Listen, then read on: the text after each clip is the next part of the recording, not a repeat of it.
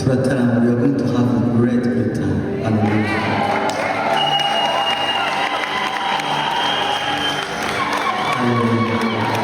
But don't forget to open your heart to God. Sibyo? Umunsi wakiriye. Feel the presence of God. There's a presence of God here. Nabwira Imana ngo niba waje niba tuba turimo ikintu dufite kimwe ndabwira Imana ngo dukeneye no kubona ibitangaza n'ibimenyetso hanze. We need to see wonders and miracles while we are praising.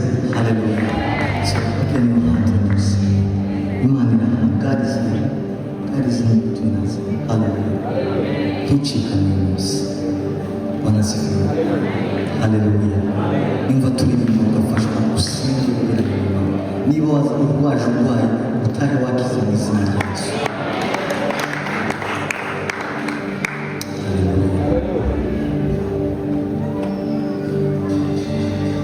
And Swahili people